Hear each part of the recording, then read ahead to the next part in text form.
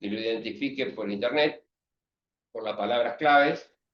Entonces, eso es muy importante porque la facultad tiene la misión de transmitir conocimientos y generar nuevos conocimientos. Muchos de estos trabajos ponen en evidencia un trabajo nuevo, una investigación nueva, una resolución de un problema regional, digamos, y eso es lo producido en términos de evolución de los alumnos antes de recibirse.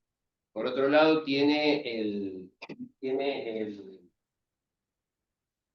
digamos, el gustito de ser un proyecto de un caso real, donde ya deja de ser un trabajo práctico, digamos, ya necesita mucho más que otros trabajos que se han hecho en la carrera, de vincularse con la realidad, con el que tiene el problema, con los proveedores de afuera.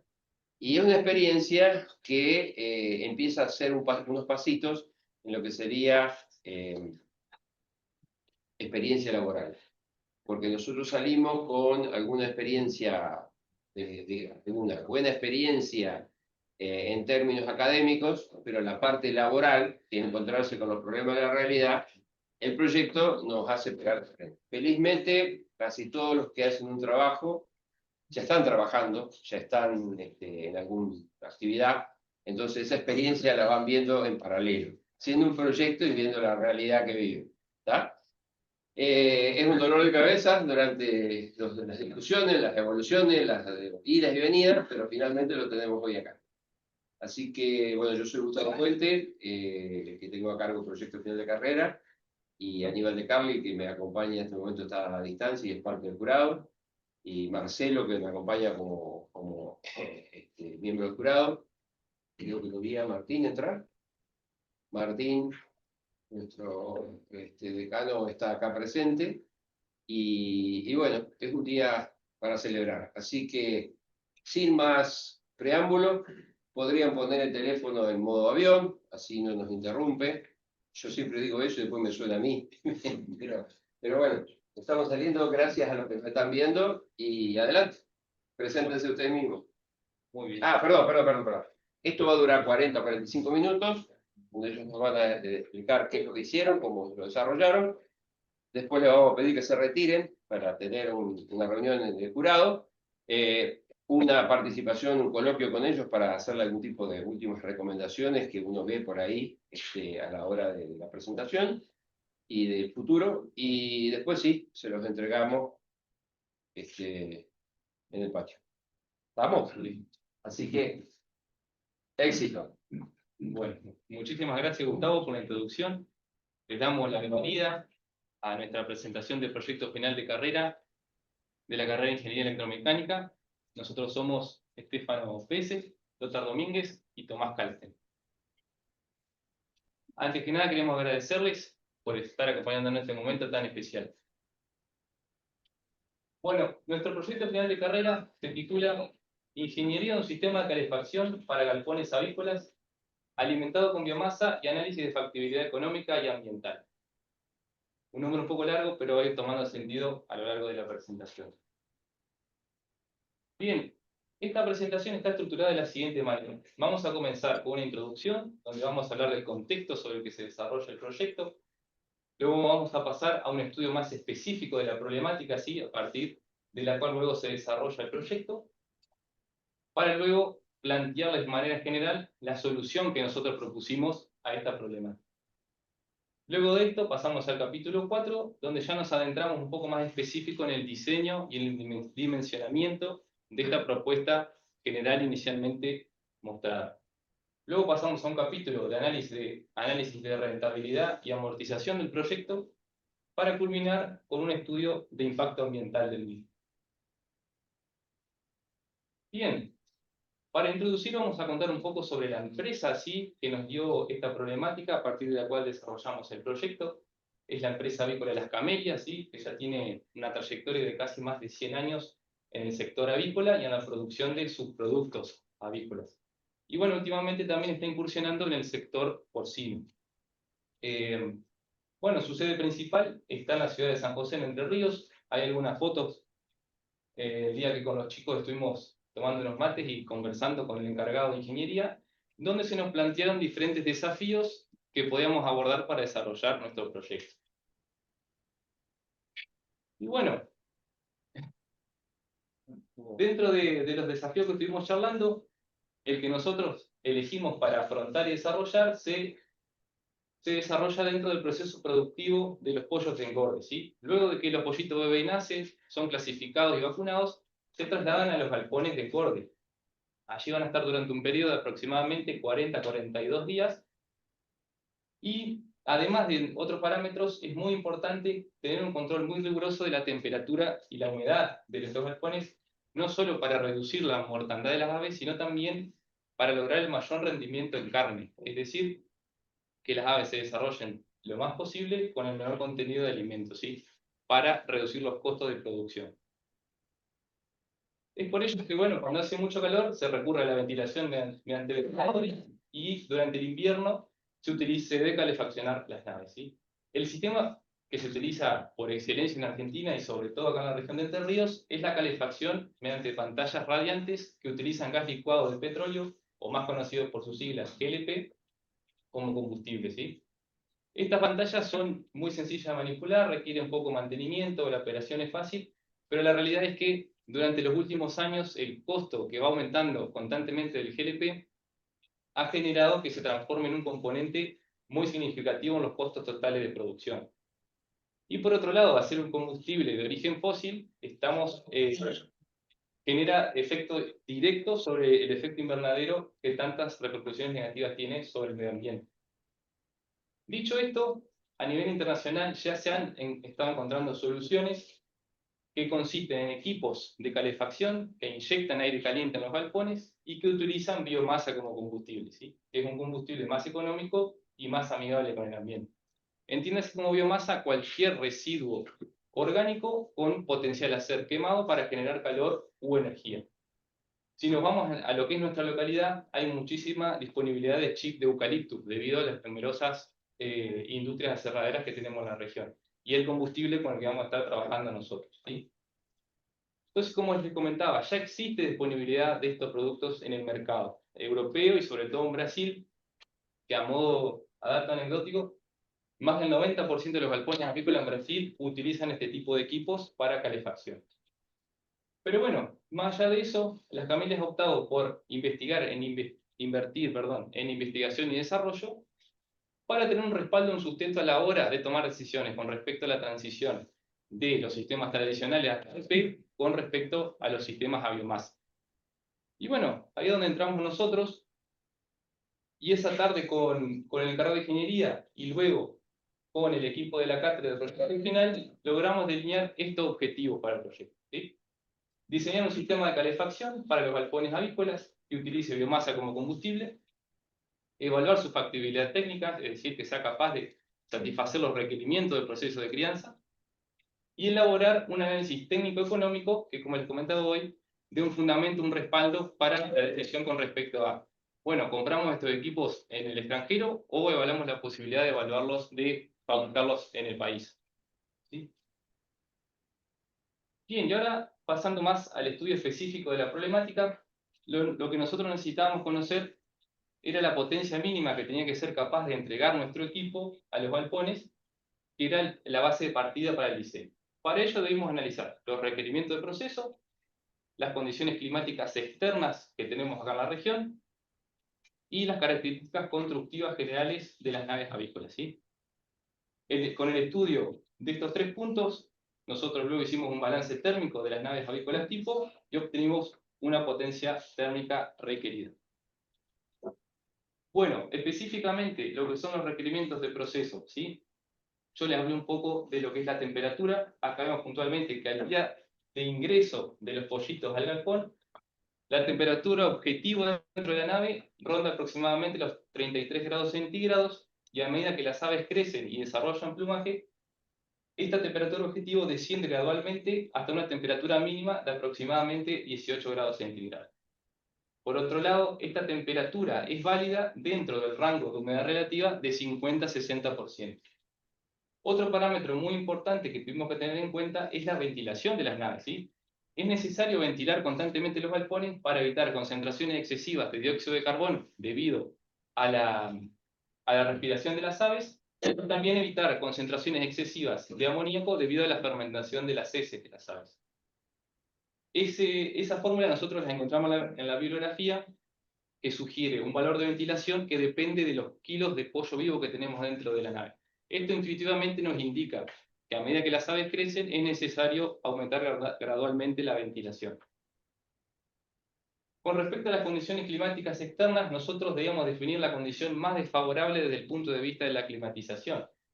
Para ello, teniendo en cuenta las ubicaciones aproximadas de los galpones de la empresa acá en la región, recurrimos a la web del Servicio Meteorológico Nacional y logramos definir, mediante un reporte de las menores temperaturas durante los últimos 30 años, que la menor temperatura a esperarse en esa región es de menos 7 grados centígrados, acompañada de una humedad relativa promedio de 82,5%. Con respecto a las características constructivas de la nave, lo que nosotros necesitamos era las dimensiones estándar que se están utilizando actualmente para construirlas, los materiales y los espesores, ¿sí? Una vez que nosotros recolectamos toda esa información, luego fuimos a la bibliografía y obtuvimos las propiedades térmicas de estos materiales, lo que nos permitiría posteriormente realizar un cálculo de conducción térmica a través de las paredes planas, ¿sí?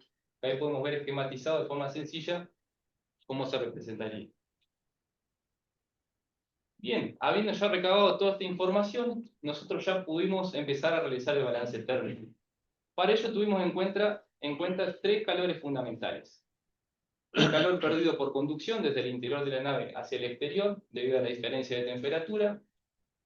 El calor perdido por la renovación de aire, ¿sí? Ya que este aire que debemos renovar ingresa frío desde el exterior. Y asimismo, decidimos considerar el calor metabólico que aportan las aves, ¿sí?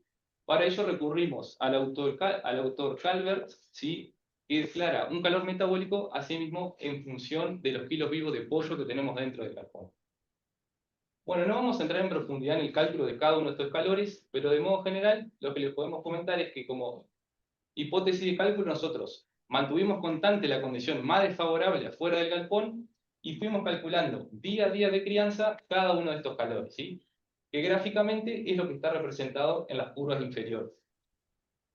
Ahora bien, a lo que nosotros nos interesaba era el efecto combinado de estos tres calores para conocer el calor que deberíamos inyectar a la nave. Y para eso pasamos a lo que es el balance térmico, ¿sí? En esta imagen podemos ver, ni más ni menos, que la suma aritmética de las tres curvas que les mostré anteriormente, ¿sí? Y en azul vemos representado el calor que tendríamos que inyectar día a día de la crianza para mantener las condiciones de proceso que les comenté anteriormente. De este gráfico lo más relevante para nosotros es el valor máximo, ya que nos está indicando el valor más desfavorable o lo que nos está condicionando la potencia del equipo que vamos a dimensionar, ¿sí? Este valor máximo se da durante el primer día de la crianza y se corresponde con una potencia térmica de 130 kilowatts, ¿sí? Bueno, habiendo estudiado la problemática y habiendo definido la potencia térmica de partida, ahora Estefano va a pasar a exponerles de forma breve la solución general que propusimos. Gracias. Por favor. Bueno, como les comentaba Tomás, una vez que estudiamos todos estos parámetros, también hicimos un estudio de todos los equipos disponibles en el mercado que tenían características similares, y con toda esa información logramos plasmar nuestra solución en un diagrama simple, que es el que se ve en pantalla, en donde se puede ver a modo general el concepto. En la parte central tenemos un bloque que se denomina horno, que es el que representa el equipo que vamos a diseñar. Y en su periferia tenemos algunos equipos auxiliares que son necesarios para el correcto funcionamiento del mismo. Entonces podemos ver, por ejemplo, un circuito de aire primario encargado de introducir el aire requerido para la combustión dentro del equipo. Luego, un transporte helicoidal encargado de alimentar con combustible el horno. En la parte superior podemos ver un flujo de aire de calefacción inicialmente frío que ingresa al equipo y lo transita elevando su temperatura para luego salir e ingresar en un circuito de aire de calefacción, que es el circuito que lo va a impulsar para distribuirlo posteriormente dentro de las naves. También, como último, podemos ver dos flujos de residuos. Uno de ellos, un residuo gaseoso, los gases de combustión, que contienen partículas sólidas en suspensión. Es por esto que necesitamos un sistema de separación de partículas para poder separar los gases de los sólidos y evitar así enviar estos al ambiente. Y por último, lo que son los residuos sólidos propiamente dichos, que provienen directamente de la combustión de nuestra biomasa. Bueno, ahora si entramos un poco más en detalle en lo que es solamente el bloque que representa el equipo de diseñar, podemos ver sus particularidades internas. Y este diagrama lo que nos va a ayudar es a entender un poco mejor el funcionamiento específico del equipo. Entonces vemos que tanto el aire primario como el combustible ingresan al hogar en donde se va a producir la combustión. Esta combustión va a liberar calor que se va a utilizar para calentar el aire de calefacción. Este proceso de transferencia de calor va a suceder en dos pasos o en dos etapas. La primera etapa es una etapa en donde fundamentalmente el calor se transfiere por radiación. Tenemos un poco de convección, pero fundamentalmente el mecanismo de transferencia de calor es radiación. Y una segunda etapa en donde todavía tenemos potencial de aprovechar calor, digamos, presente en los gases, que se van a transferir en esta etapa a través de convección, fundamentalmente el mecanismo de transferencia de calor. Bueno, antes de continuar con la explicación de los flujos en este diagrama, es importante hacer una aclaración, y es que en este equipo los flujos, tanto de aire de calefacción como de gases de escape, nunca se mezclan. El aire de calefacción es aire externo que ingresa al equipo, se calienta y sale, pero en ningún momento es contaminado con los gases de combustión, con los residuos de la combustión o con los gases provenientes de la misma. Bueno, entonces, el aire de calefacción, que es simplemente aire externo, ingresa al equipo específicamente en el primer paso, en donde comenzará a calentarse. Una vez que lo transite completamente, a continuación ingresa en el segundo paso, en donde continuará elevando su temperatura hasta alcanzar la condición de salida. Podemos ver nuevamente los flujos de salida de aire de calefacción, gases de escape, que estos gases todavía tienen las partículas suspendidas, por eso posteriormente van al sistema de separación de partículas. Y como detalle importante, podemos ver que el cenicero es parte del equipo que se va a diseñar, es decir, la recolección de los residuos se produce también dentro del mismo equipo. Bien, bueno, en la imagen de su derecha, lo que pueden ver es un diagrama sencillo de todo este concepto materializado, en donde a priori podemos identificar la posición del hogar, que es donde se va a producir la combustión. También podemos ver la posición del primer paso o de la primera etapa de calentamiento, que se distribuye tanto en ambas paredes laterales como en el techo. Es decir, el aire exterior, inicialmente frío, va a circular en principio por ese canal, y ahí es donde va a empezar a incrementar su temperatura.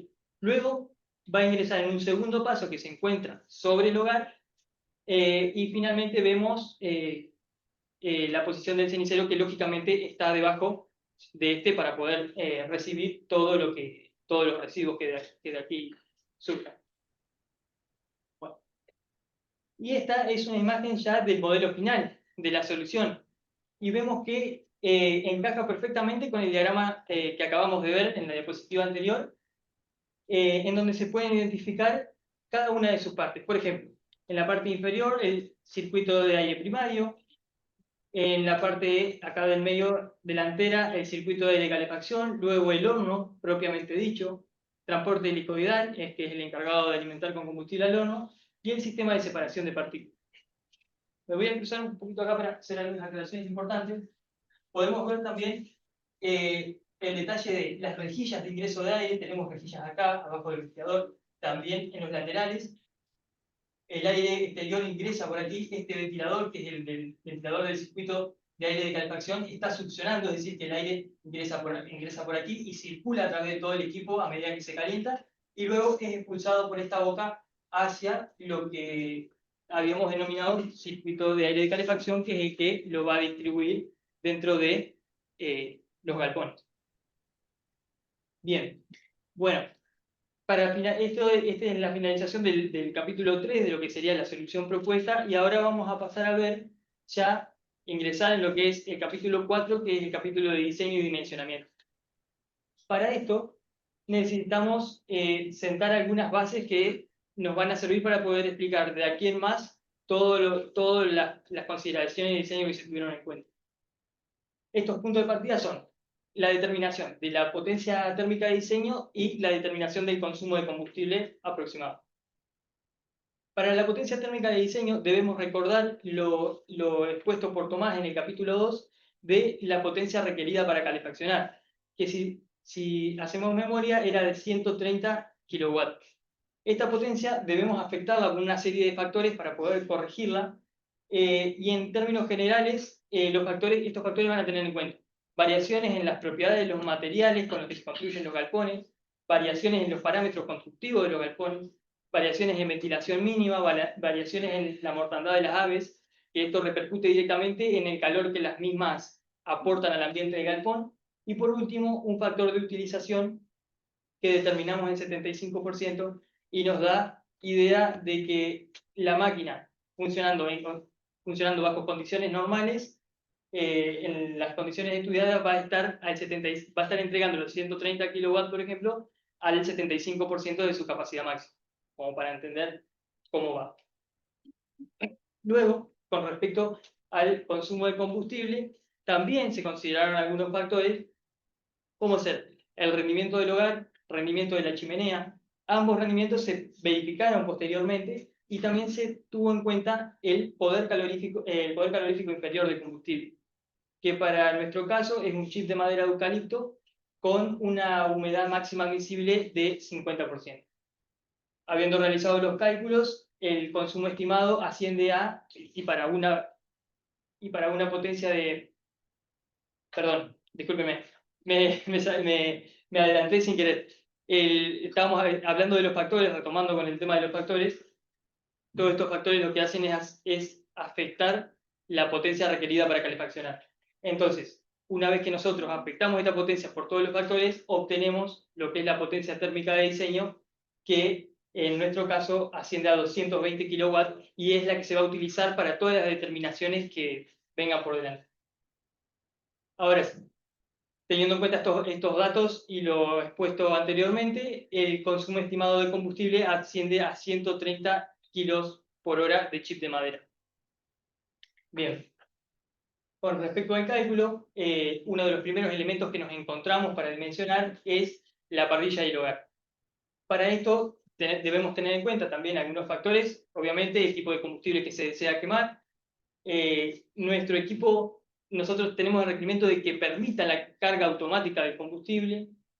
Por condiciones de diseño, estipulamos que la parrilla sea del tipo inclinada fija, y teniendo en cuenta todas estas cosas, resultamos en una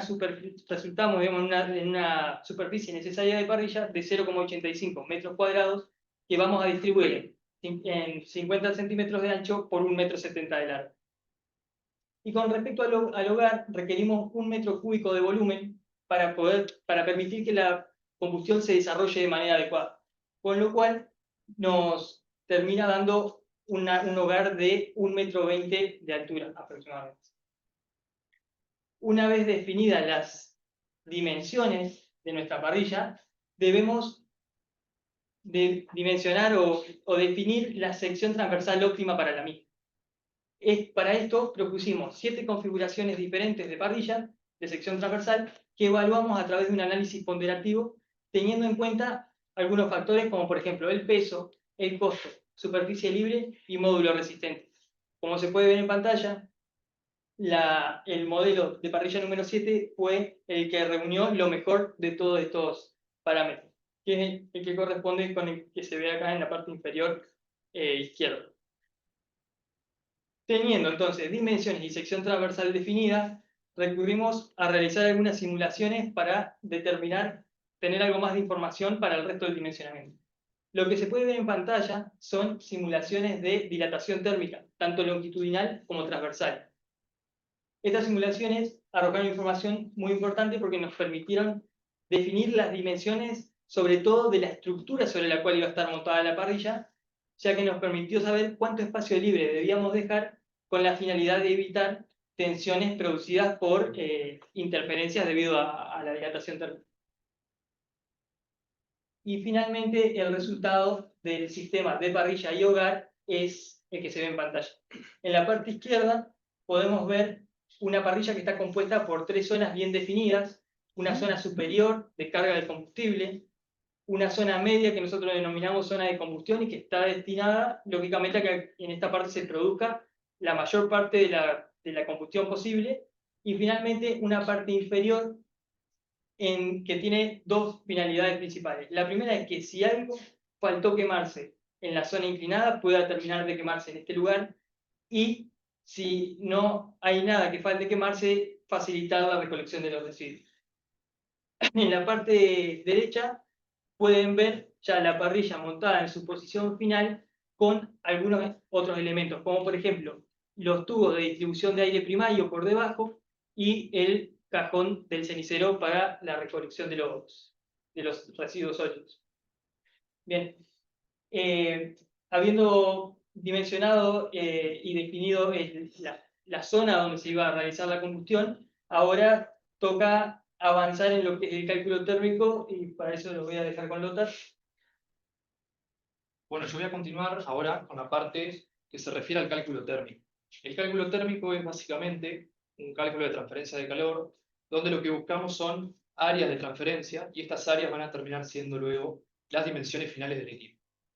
Los cálculos de transferencia de calor requieren de enumerar una cierta cantidad de parámetros, que los más representativos los encontramos en la parte izquierda, como pueden ser la temperatura de los gases, temperatura con la que inician el recorrido dentro del equipo, luego la temperatura con la que salen del equipo, y al mismo tiempo conocer esto mismo para el aire de calefacción. Temperatura con la que ingresa, que fue definida previamente, y la temperatura de salida del equipo. Para los 2 fluidos de trabajo debemos definir el flujo tanto de aire como de los gases, esto porque repercuten factores de transferencia de calor, factores de transferencia por convección y por radiación. Y a modo conceptual, los mecanismos de transferencia de calor que nos van a definir qué tipo de cálculo debemos abordar, y con esto las expresiones correspondientes para realizar el cálculo. Los datos fueron comentados, pero una vez más los repaso. Son el combustible, tenemos flujo y poder calorífico, reunimos también la temperatura del aire exterior con la que va a iniciar el recorrido, la temperatura objetivo del galpón y finalmente la potencia térmica del diseño. A modo de resumen de estos datos, Fabio, perdón, apreté algo y se salió.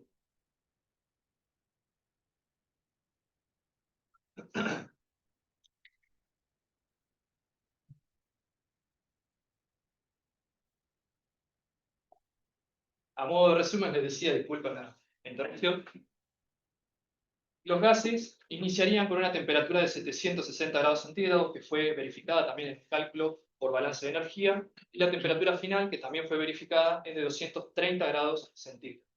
Esto, combinando la quema del combustible con el aire requerido para la combustión, nos da un flujo de 700 kg/h para los gases, y el aire teníamos la temperatura inicial, que era menos 7 grados, siendo la condición más desfavorable. La temperatura final del aire debió ser adoptada, ya que era una variable que no teníamos ningún tipo de restricción, más que únicamente nuestro criterio para poder adoptarla. Fue adoptada en 50 grados centígrados y también verificada para no generar molestias en las aves y una desproporción a la hora de calcular el tamaño del equipo. Esto, con la potencia térmica de diseño, 220 kW, nos da un flujo aproximado de 13.800 kg/h de aire. Y antes de abordar el cálculo, voy a hacer un repaso también al funcionamiento que había explicado Estefano al comienzo, en el cual el aire era calentado en 2 etapas, como él bien mencionaba. A partir de la imagen de la izquierda, lo que queremos representar es que el horno va a tener una porción, un volumen, donde va a haber presencia de llama, y el efecto preponderante de la transferencia de calor va a ser por una energía dada por la radiación. De la mitad superior del horno, donde encontraríamos el intercambiador de calor, y también parte del primer paso, encontramos los gases calientes que transfieren energía en manera de convección. De esta forma, el primer paso está en el área sombreada, que la podemos ver en todo el contorno del horno, pero se llega a apreciar. Allí va a circular el aire en el primer paso, y va a encontrar 2 calores. El de la porción inferior del equipo, donde hay radiación, sumado a una convección que se da entre los tubos del intercambiador y las paredes del equipo. Finalmente, el segundo paso de aire va a necesitar transferir la energía restante de toda la energía total generada, menos la energía del primer paso que hemos logrado transferir. En la imagen de la derecha voy a usar un poco para este lado. Lo que queremos mostrarles es que el aire ingresa por las paredes laterales a través de lo que nosotros denominamos camisas, doble pared. El aire ingresa tanto por las paredes como por el techo y se encuentra en el final del equipo. Una vez allí, asciende y son redirigidos los flujos de aire hacia el intercambiador de calor, donde termina de calentarse por completo el aire. Ahora sí, entrando en lo que es el cálculo, comenzando de abajo hacia arriba del equipo, el efecto principal en esta zona es la radiación, y utilizando la expresión general para la radiación, dada por uno de los autores que hemos utilizado de cabecera, destacamos algunos factores como lo son la emisividad de los gases, el área a la que está expuesta a radiación, temperatura de los gases y una temperatura superficial de la chapa que debemos adoptar y también verificar. Lo principal de este cálculo que queremos mostrarles es que podemos absorber 85,3 kilowatts manteniendo una temperatura de la chapa promedio en 300 grados centígrados, luego el área es casi 7,5 metros cuadrados y el aire en todo el primer paso alcanza una velocidad de 11 metros por segundo. Esto va a respetarse en la porción superior del equipo, aún correspondiente al primer paso, donde el aire también mantiene 11 metros por segundo, pero esta vez cambia la expresión para hacer el cálculo. Es más sencilla y la define un factor de convección, de transferencia de calor por convección, mejor dicho, un área expuesta a esta convección y un delta T medio logarítmico. En la sección de los tubos vemos una porción sombreada, que es donde se va a encontrar esta convección, que es la porción entre la pared interna del horno y los tubos de los extremos. Este calor no lo puede absorber el intercambiador, por lo tanto se absorbe en el primer paso y de ahí la forma que le hemos definido.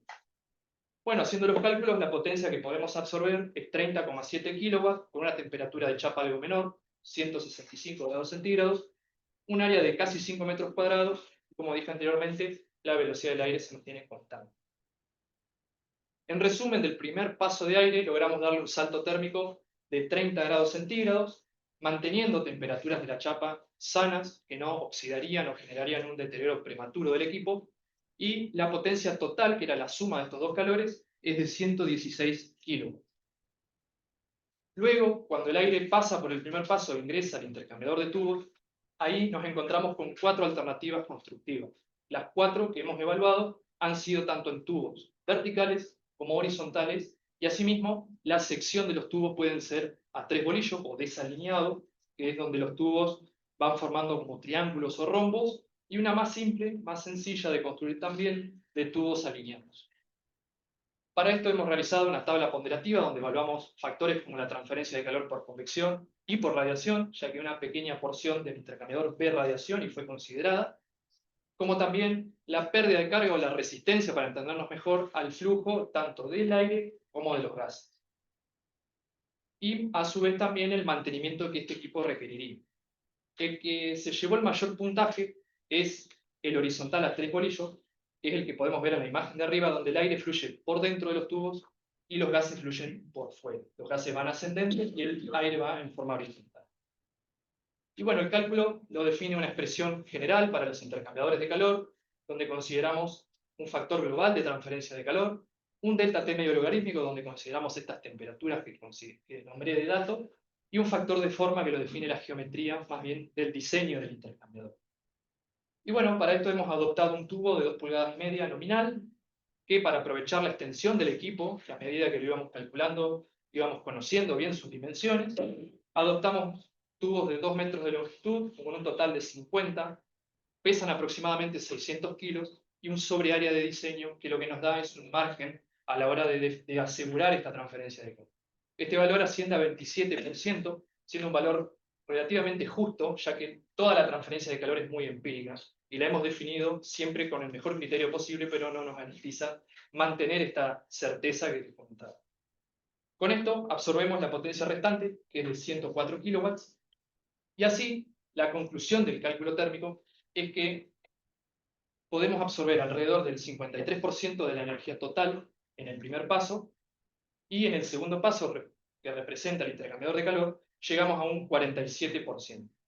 Con esto logramos pasar de menos 7 grados a 50 grados centígrados, y espero que en la imagen de la derecha se logre apreciar esto que les comentábamos del cálculo, que como se ve es bastante similar a los esquemas que hemos utilizado de cálculo, donde el aire ingresaría por los laterales y por el techo, y luego retornaría por los tubos. Esto hasta aquí ha sido la parte térmica del equipo, y algo que requirió también cálculo y diseño es el alimentador de combustible del equipo. Para esto optamos por un transporte sencillo, muy utilizado en la industria, que es un transporte helicoidal, con la particularidad de que el combustible se descarga de manera horizontal, que en general suele ser de manera inferior. Esto lo logramos con un soporte colgante, que lo que permite es sostener en un extremo el eje del transporte y permitir, con la menor obstrucción posible, el paso de combustible. Para el cálculo adoptamos un diámetro, y que, conociendo el flujo de combustible previamente definido, calculamos que debería girar a 14 revoluciones por minuto. Esto suministrándole una potencia de 0,12 HP. Esto hasta acá ha sido también la parte teórica, la parte del condicionante del proceso, de la parte operativa del equipo, pero ahora debemos seleccionar todos los componentes que hacen este funcionamiento, y que lo va a hacer Tomás, así que le cedo la palabra. Muchas gracias. Bien, como les comentó Lothar, ahora llegó el momento de seleccionar los equipos que nos aseguren a nosotros los parámetros que fuimos definiendo en el diseño, ¿sí? Principalmente tenemos el separador de partículas, que es un ciclón, el ventilador principal, ¿sí? El encargado de succionar el aire y luego impulsarlo dentro del galpón. También tenemos los actuadores de compuerta, que en conjunto con el sistema de automatización van a variar mediante clapetas tanto el flujo de aire de calefacción como el aire primario que inyectamos debajo de la parrilla. Asimismo, debemos seleccionar el motorreductor que impulsa el mecanismo de alimentación del equipo y el ventilador que inyecta el aire primario debajo de la parrilla. Bueno, los equipos que por ahí requirieron mayor análisis o mayores consideraciones para su selección son los dos ventiladores centrífugos, porque para poder seleccionar un ventilador tenemos que conocer el caudal que debemos impulsar y también la pérdida de carga que debemos vencer. Y es por ello que nosotros debemos realizar un cálculo de pérdida de carga. Para ello lo que hicimos fue plantear en ambos circuitos esquemas generales del recorrido que hacen cada uno de los fluidos. Como pueden ver en la imagen, acá a la izquierda es el recorrido, como les fueron comentando mis compañeros, del aire de calefacción, ¿sí? El que ingresa al galpón. Y por acá el circuito de lo que es, primeramente, el aire de combustión, que luego se junta con los gases de combustión y van hacia el ciclón. Teniendo de esquemas, luego recurrimos a distintas herramientas de cálculo, como la ecuación de continuidad para conocer las velocidades en cada punto del circuito, método de longitud equivalente para expresar en metros rectos lo que son los codos, constricciones, expansiones, etc. Y luego algunos casos particulares, como por ejemplo el haz de tubos, fuimos al autor de cabecera y obtuvimos un factor de forma o de fricción para arreglos de tubos según la geometría que tienen.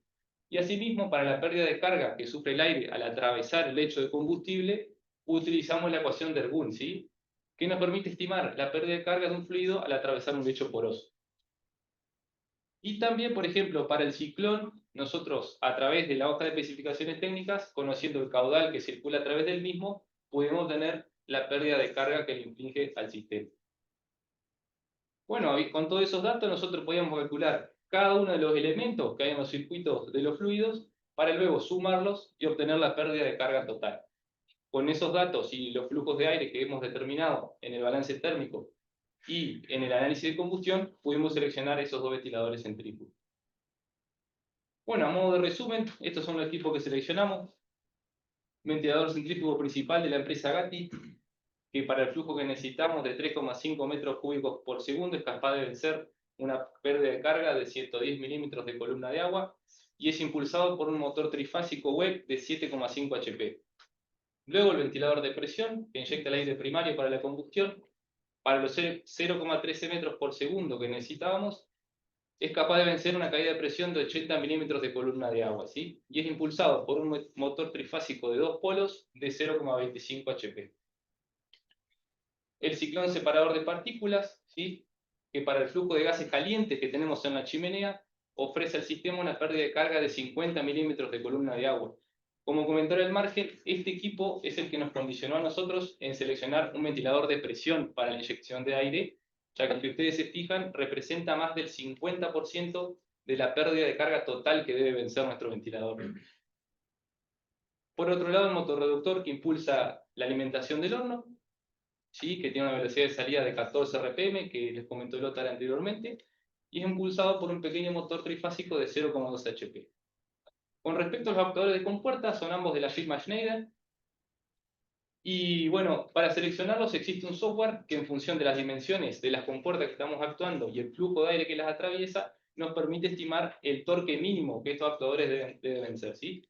En este caso tenemos de 35 libras por pulgada y 44 libras por pulgada, ¿sí? Estos dos equipos se alimentan con una tensión continua de 24 voltios. Bien, ya culminando con lo que es el diseño y dimensionamiento de la parte mecánica y térmica, de alguna manera, pasamos a mostrarle algunos aspectos generales que tuvimos en cuenta para el diseño, ¿sí? Como por ejemplo, compuertas de acceso lateral al equipo, ¿sí? Son compuertas desmontables que están selladas con burletes de grafito y que permiten un sello hermético, ¿sí? Al retirarlas tenemos un acceso directo al intercambiador de tubos para poder realizar la limpieza, ya que al ser la biomasa un combustible con muchos sólidos en suspensión, luego de transcurrir un tiempo va a empezar a acumularse en la superficie de los tubos y va a reducir la eficiencia de la transferencia de calor. Por otro lado, dispusimos de una boca de hombre para el ingreso al hogar para su correspondiente limpieza y mantenimiento, y además hicimos una derivación desde la inyección de aire primario por debajo de la parrilla hacia la alimentación del equipo, ¿sí? Que es regulada con una válvula manual. Esto tiene dos funciones principales. Primero, mantener una presión positiva en la rosca de alimentación de combustible para evitar el retroceso de llama, ¿sí? Fíjense que estamos metiendo combustible por encima de la parrilla, entonces para disminuir el riesgo de incendios, decidimos mantener una presión positiva de aire también en el alimentador. Y además también permite, de acuerdo a las características con las que llegue el combustible, porque la biomasa suele variar las condiciones con las que viene, poder inyectar aire secundario para la combustión y permitir que se terminen de quemar, por ejemplo, los volátiles. Bien, habiendo culminado esta parte, ahora vamos a pasar a lo que es el diseño y dimensionamiento, pero específicamente de la parte eléctrica, y para eso los voy a dejar con Estefan. Bueno, respecto al cálculo y diseño eléctrico, podemos ver en pantalla algunos elementos representativos de esta área que se utilizaron, que están presentes en nuestro diseño, como por ejemplo, interruptores termomagnéticos para comandar y proteger algunos de los circuitos, guardamotores y contactores para la protección y el comando de los motores, un PLC que va a ser para nosotros el cerebro de nuestro equipo, porque hay que recalcar que esta máquina es capaz de regular su funcionamiento de manera automática. Es decir, tiene la capacidad, por decirlo de alguna manera, de pensar cuánto combustible ingresar en función de cuánta potencia se requiere o cuánta temperatura se requiere dentro del galpón. Entonces, este aparatito es el que nos va a ayudar con esa misión. Y por otro lado, algunos elementos auxiliares, como por ejemplo pilotos luminosos, llaves selectoras y demás. En la parte derecha de la pantalla, sobre el diagrama unifilar, tenemos en la parte superior pilotos luminosos para indicar la presencia de fase, de alimentación. Luego una parte general, en donde tenemos interruptores de corte y de protección. Tenemos un interruptor de corte general y un interruptor diferencial para la protección de las personas. Y luego hacia abajo, cada una de las ramas. En su mayoría son ramas o circuitos de protección, alimentación de motores, digamos, protección y comando de motores, pero también tenemos circuitos de alimentación con tensión de seguridad para el comando y también para la parte lógica de control. Y a su vez tenemos instalado un relé de falta y secuencia de fase que forma parte de la seguridad del equipo. Bien, con respecto a cómo se llevó a cabo el proceso de cálculo y dimensionamiento, se comenzó con una preselección térmica de conductores, para lo cual necesitábamos conocer el consumo de cada uno de los equipos que requerían energía eléctrica. Luego que se realizó esta preselección, se verificó por un criterio de calidad de detención que estos conductores sean los adecuados, y posteriormente se pasó a la determinación de las corrientes asignadas y los dispositivos de protección. En nuestro caso esto aplica fundamentalmente para interruptores automáticos y guardamotores. Luego se verificó contra sobrecarga y contra máxima exigencia térmica, que esto sería el caso de cortocircuito. Habiendo llegado hasta aquí, tenemos los conductores y los elementos. Solo nos faltaba seleccionar el tablero que iba a contener todo esto. Y para esto se debía hacer una última verificación, que es una verificación de disipación térmica del gabinete, para garantizar que la temperatura no se eleve por sobremedida allí dentro. En nuestro caso, el gabinete seleccionado no verificaba con la disipación térmica requerida, por lo tanto nos vimos en la necesidad de instalar un sistema de ventilación para lograr la condición interna del gabinete. Y este es el resultado del tablero eléctrico de la máquina. Podemos ver, remarcado con azul, el tablero en términos generales, todos sus elementos dentro. Luego remarcado con verde en la parte izquierda superior, elementos de interrupción, protección y distribución de energía. Luego en la parte superior, alimentación de comandos, 24 volts de corriente continua y también 24 volts de corriente alterna. En la parte media, a la izquierda, recuadrado con rojo, dispositivo de control y conexiones de interfaz. Y a su derecha, todo lo necesario para la protección y control de motores. Guardamotor, variador de frecuencia, contactores, etc. Y en la parte derecha de la pantalla se puede ver lo que es la tapa frontal del tablero, en donde vemos los pilotos de indicación de presencia de fase, luego una clave selectora para el modo manual o automático de la máquina y una parada de emergencia. Más abajo, pilotos de indicación de marcha y falla para cada uno de los motores, como así también las llaves selectoras para el modo manual y automático y el apagado de cada uno de los motores. Y en la parte inferior, el ventilador que les comentaba para poder cumplir con la disipación térmica del tablero. Bueno, esto es todo lo que fue cálculo y dimensionamiento de la máquina completo, tanto parte mecánica, térmica y eléctrica. Y ahora, para ir finalizando, vamos a hablar un poco de la parte económica, del retorno y del impacto ambiental. Bien, como decía Estefano, ya para ir finalizando, no podía faltar en un proyecto de ingeniería un estudio de rentabilidad y amortización, en el cual la empresa Las Camelias nos ha facilitado la información de que en una granja disponen de 8 galpones, de las dimensiones estándar que hemos analizado, donde tienen un consumo anual de 345.000 litros de GLP y alrededor de entre 5 y 6 crianzas por año. Para esto disponemos de los dos combustibles que vamos a analizar, donde el GLP hasta el momento tenía un valor de 0,55 centavos de dólar por litro y un poder calorífico de 6.800 kilocalorías por litro. En cambio, el chip de eucaliptus, nuestro combustible, es de en torno a $21 la tonelada y tiene un poder calorífico también de en torno a las 2.000 kilocalorías por kilo. Luego, si calculamos el retorno anual, dividimos en rojo lo que es el sistema tradicional de GLP, en verde y azul lo que tenemos nosotros como proyectistas. El consumo anual de GLP ronda los $23.400 anuales en el sistema tradicional, me refiero. Luego, el consumo anual de chip con nuestro equipo es de en torno a los $4.400. Y finalmente, el consumo eléctrico para que funcione con los motores y todos los componentes que hemos seleccionado de en torno a los $2.500 anuales. Sumando esto, haciendo la diferencia, el retorno anual nos da $16.500 aproximadamente, que la empresa se estaría ahorrando utilizando este tipo de equipos que nosotros les estamos presentando. También hemos calculado otros indicadores económicos que dan sustento numérico a tomar la decisión, como lo son el valor actual neto y la tasa interna de retorno, donde hemos elaborado para ello una lista de materiales para estimar el costo de fabricación del equipo, que alcanza casi los $20.000. El ahorro neto anual previamente calculado, con un horizonte de evaluación de 3 años y una tasa de descuento en esos 3 años del 8%.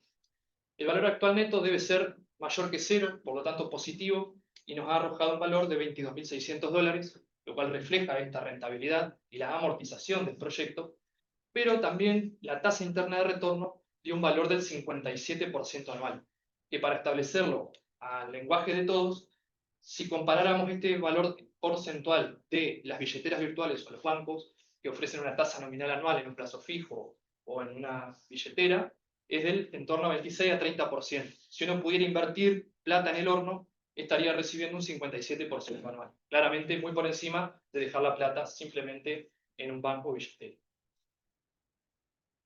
Y finalmente, lo que refiere al impacto ambiental, dado que se trata de un proyecto donde emitimos dióxido de carbono a la atmósfera, hacemos el comentario de que la biomasa como combustible es un material orgánico que absorbió dióxido de carbono para su desarrollo. Luego, en su ciclo como combustible es quemado y ese dióxido de carbono vuelto a liberar a la atmósfera, permaneciendo en un balance nulo, emisiones netas nulas de CO2. No sucede lo mismo con el GLP, dado que se encuentra en las profundidades de nuestra Tierra, donde además de necesitar energía adicional para extraerla, liberamos dióxido de carbono que no estaba presente en la atmósfera desde el pasado reciente. Hemos hecho el cálculo también de qué cantidad de CO2 o dióxido de carbono eliminaríamos con este proyecto si a un solo galpón le pondríamos nuestro equipo. Este valor asciende a casi 64 toneladas por año que nos estaríamos ahorrando si utilizáramos biomasa como combustible, que para establecerlo también en una comparación lógica, equivale a eliminar 20 autos funcionando durante un año seguido. Hasta ahí ha sido nuestra presentación. Queremos dedicar un minuto a agradecer tanto a ustedes que se han tomado la molestia de venir. Nos alegra ver tantas caras conocidas y otras que están interesadas en una presentación de proyecto final. Agradecemos a la facultad, al personal docente, no docente, a los compañeros que son objeto de estudio, a la familia que es soporte emocional y bueno, esa ha sido nuestra presentación, espero que les haya gustado.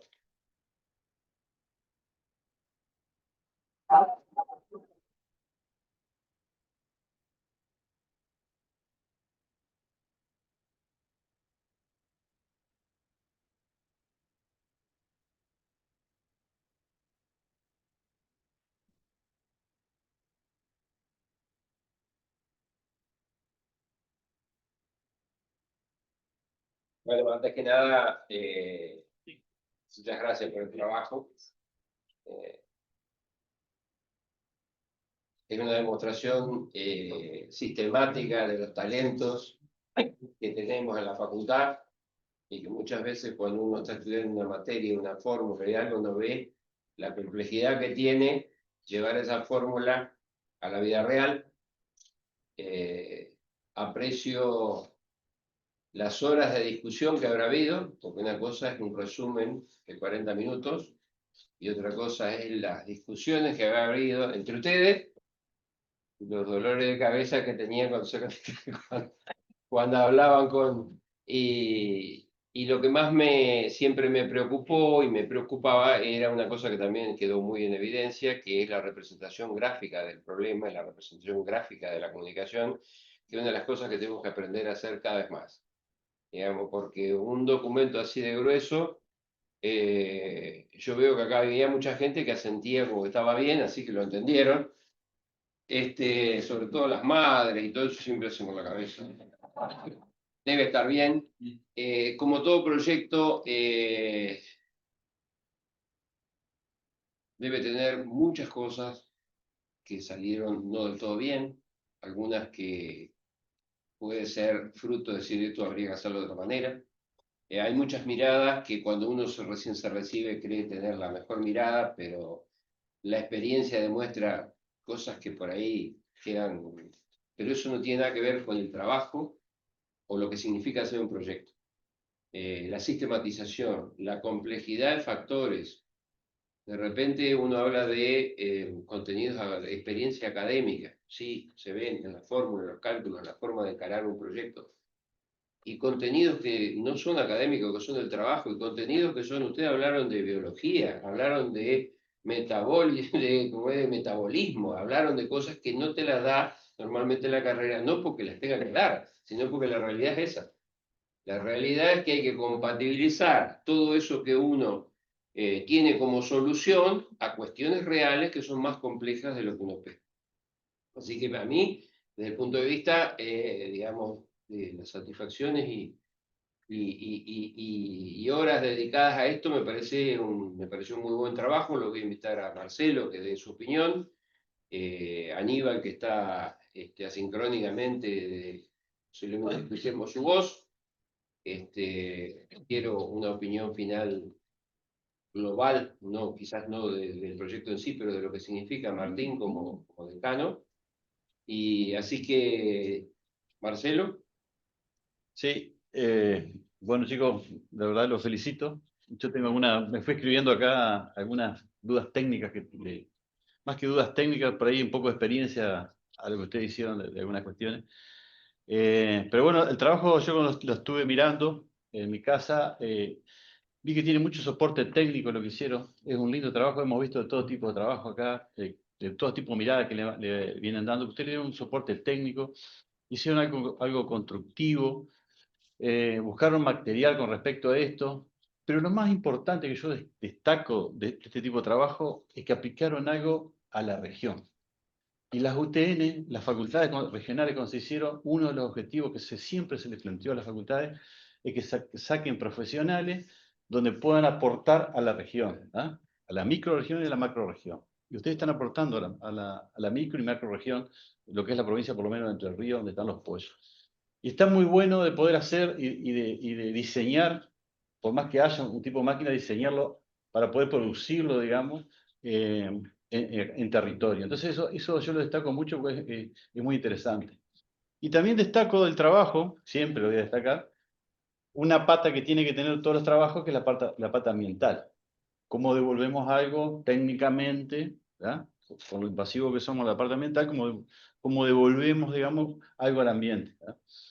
Ahí hay algunas cuestiones que, bueno, que para mí faltarían, pero no hacen al caso tampoco, es maquillaje lo que estoy hablando, pero sí hay que mirarlo a cualquier tipo de proyecto que ustedes hagan, siempre miren en la parte ambiental y la parte energética. Acá, obviamente, la parte energética estuvo mirada, y la parte ambiental tiene que estar, no puede faltar la parte ambiental, ¿verdad?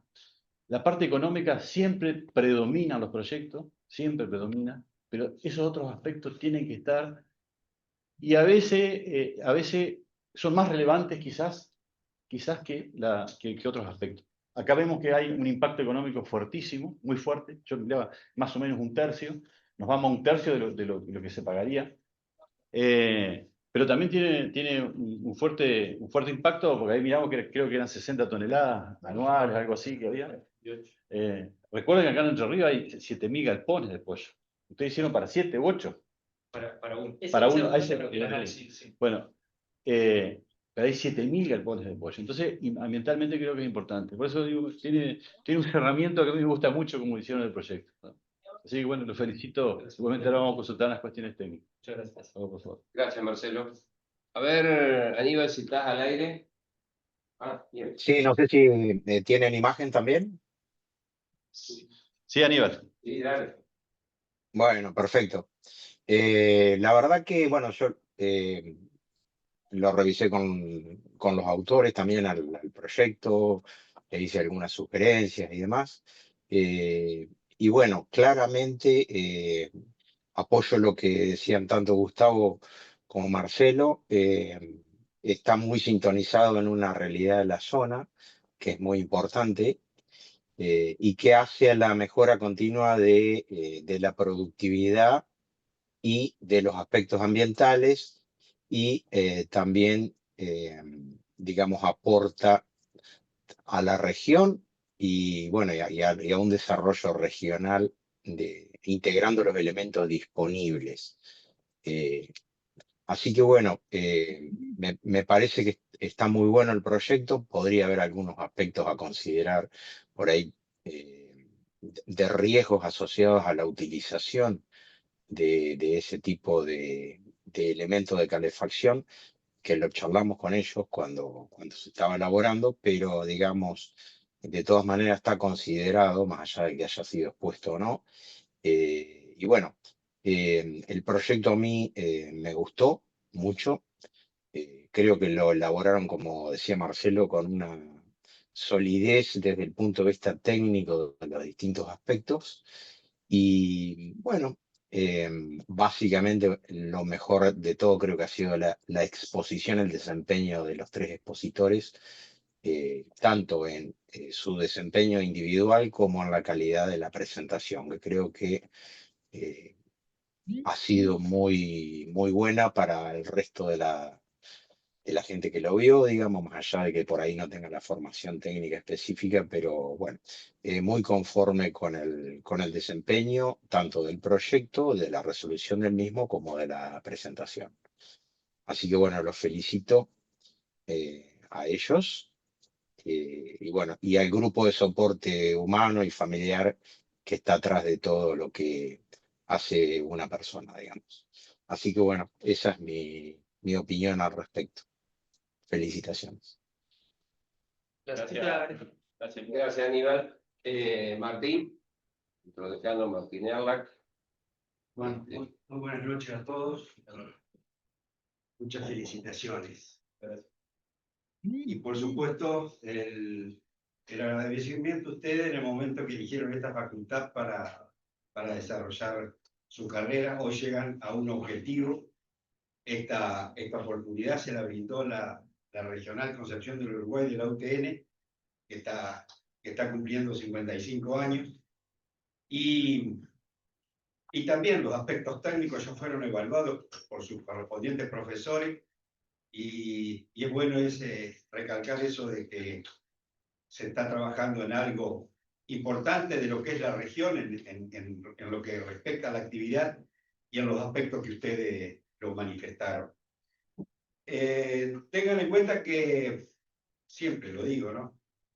La facultad sigue abriendo las puertas y lo va a continuar abriendo para seguirse perfeccionando. Digo esto porque los tiempos que corren son muy importantes para continuar en la incorporación de conocimiento. También se dijo que la carrera, a cada uno de nosotros que la tuvimos, nos dieron una determinada cantidad de herramientas. Después el desarrollo de ustedes le va a ir requiriendo otras herramientas y a su vez dando ese conocimiento a la actividad que ustedes desarrollan. Así que para la facultad es un día de orgullo hoy. Cada vez que la facultad logra tener nuevos profesionales, es el objetivo prioritario de una facultad, de una universidad.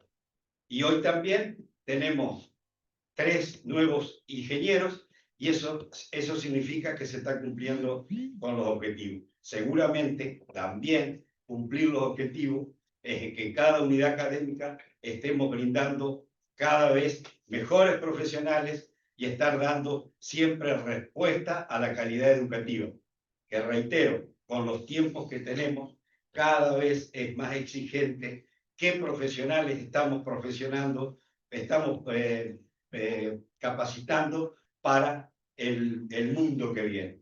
Ustedes jóvenes tienen todo un campo por delante para desarrollarse. Quiero felicitar, por supuesto, a los familiares que seguramente ha sido el sostén para cada uno de ustedes, porque ustedes le pusieron todo su esfuerzo que lo tuvieron. Como decía al principio, la facultad que les dio la oportunidad, pero también tuvieron el soporte familiar que es muy importante. Así que les reitero las felicitaciones y el agradecimiento por haber elegido esta facultad para lograr su objetivo. Muchísimas gracias.